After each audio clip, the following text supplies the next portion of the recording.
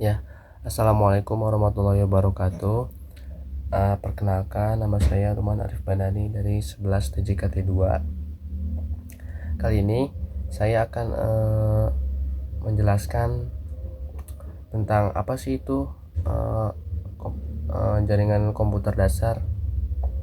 Nah, di sini kita akan mempelajari 4 materi, yaitu pengertian komputer jaringan, manfaat komputer jaringan, tujuan komputer jaringan, dan yang keempat yaitu topologi, jenis-jenis topologi. Baik, langsung saja kita ke materi yang pertama, yaitu pengertian jaringan komputer. Jaringan komputer adalah sekelompok komputer otonom yang saling berhubungan antar satu dengan lainnya menggunakan protokol komunikasi melalui media komunikasi sehingga dapat saling berbagi informasi. Program penggunaan bersama perangkat keras seperti printer, hard disk, dan sebagainya. Selain itu, jaringan komputer bisa diartikan sebagai kumpulan sejumlah terminal komunikasi yang berada di berbagai lokasi yang terdiri dari lebih satu komputer. Jadi, jika ada suatu komputer dan satu komputer ini tuh bisa saling terhubung dan bisa saling mengirimkan data atau mentransfer data, dan bisa juga terhubung ke printer ataupun hard disk. Oke, langsung kita yang kedua. Untuk yang kedua yaitu tujuan jaringan komputer. Tujuan dibangunnya jaringan komputer adalah agar informasi atau data yang dibawa pengirim atau transmitter dapat sampai kepada penerima atau receiver dengan tepat dan akurat. Jaringan komputer memungkinkan penggunanya dapat melakukan komunikasi satu sama lain dengan mudah. Selain itu, peran jaringan komputer sangat diperlukan untuk mengintegrasi data-data komputer klien sehingga diperoleh suatu data yang relevan. Nah, jadi berhubung perkembangan zaman sekarang sudah semakin pesat, dengan adanya jaringan komputer ini kita lebih mudah untuk mentransfer data, mengirimkan data, atau mengirimkan hal-hal yang lain yang mungkin memerlukan kecepatan pengiriman yang sangat bagus, agar tepat dan akurat mungkin. Selanjutnya ada manfaat jaringan komputer. Manfaat jaringan komputer yang pertama yaitu sharing resource.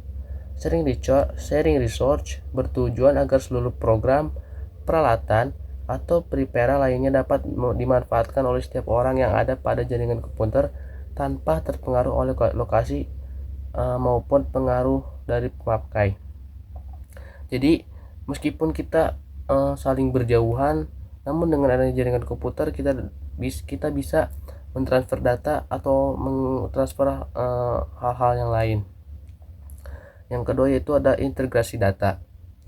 Jaringan komputer dapat mencegah ketergantungan pada komputer pusat karena setiap proses data tidak harus dilakukan pada satu komputer saja, melainkan dapat didistribusikan oleh komputer lain ke tempat lainnya. Oleh sebab inilah, maka dapat terbentuk data yang terintegrasi yang memudahkan pemakai untuk memperoleh dan mengolah informasi setiap saat. Yang ketiga yaitu keamanan data.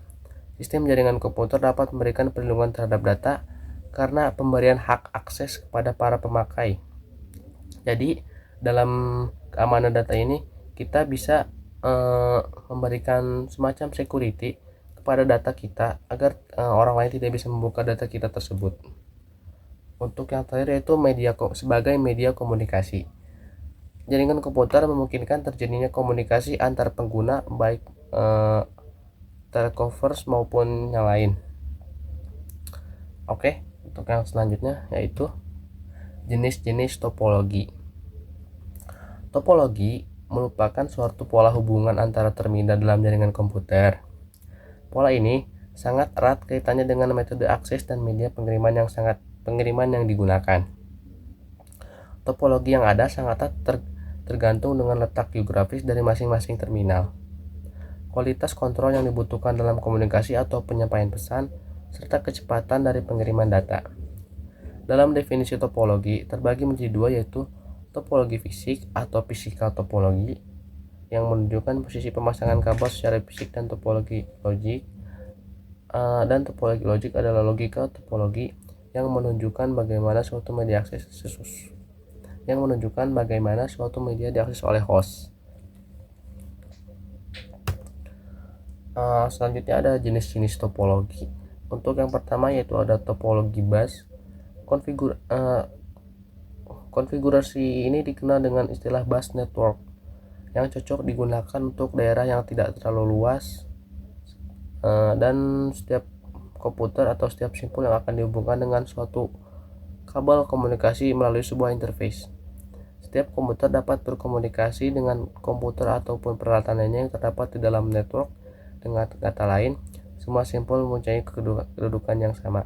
Jadi untuk topologi ini mungkin hanya bisa digunakan dalam satu ruangan yang tidak terlalu luas.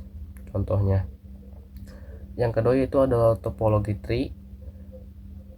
Pada jaringan topologi tree atau jaringan pohon terdapat beberapa simpul atau node. Pusat atau simpul yang lebih tinggi tingkatannya dapat mengatur simpul lain yang lebih rendah dari tingkatannya. Data yang dikirim perlu melalui simpul pusat terlebih dahulu. Misalnya untuk bergerak dari komputer dengan node 3 ke komputer node 7, seperti hanya pada contoh di atas, data yang harus melewati node 3, 5, 6 dan node lain pada node 7. Jadi untuk topologi tree ini, misalkan kita mengirim data dari node 1 menuju node 5, kita harus melewati beberapa node dulu, yaitu 2, 3, 4, 5 atau 2, 3, 4. Jadi tidak langsung dari node 1 ke node 5. Jadi kita harus melewati beberapa node. Selanjutnya ada topologi star. Topologi star dalam konfigurasi atau topologi bintang, beberapa peralatan yang akan dihubungkan ke dalam suatu pusat komputer. Kontrol yang akan ada dipusatkan dalam satu titik dan satu titik. Selanjutnya yaitu ada topologi ring. Topologi ring, pada jaringan ini terdapat beberapa peralatan yang saling menghubungkan atau satu dengan lainnya, dan pada akhirnya akan membentuk bagan seperti hanya sebuah cincin. Jaringan cincin tidak memiliki suatu titik yang bertindak sebagai pusat ataupun pengatur lalu lintas data. Semua simpul mempunyai tingkatan yang sama. Data yang akan dikirim berjalan melewati beberapa simpul sehingga sampai pada simpul yang dituju. Dalam menyampaikan data, jaringan cincin ini atau topologi ring ini bisa bergerak dalam satu arah maupun dua arah. Untuk selanjutnya itu adalah topologi mesh. Topologi mesh merupakan metode untuk menghubungkan node secara langsung menggunakan kabel jaringan tanpa ada perantara. Kelebihan topologi mesh adalah kesalahan pengiriman data bisa ditemukan dengan mudah. Jadi jika terjadi trouble, kita bisa menemukan trouble itu dengan cepat, dengan mudah, tanpa harus mencarinya terlebih dahulu. Kemudian pengiriman data juga dapat berjalan lebih aman lantaran dilakukan melalui rute khusus.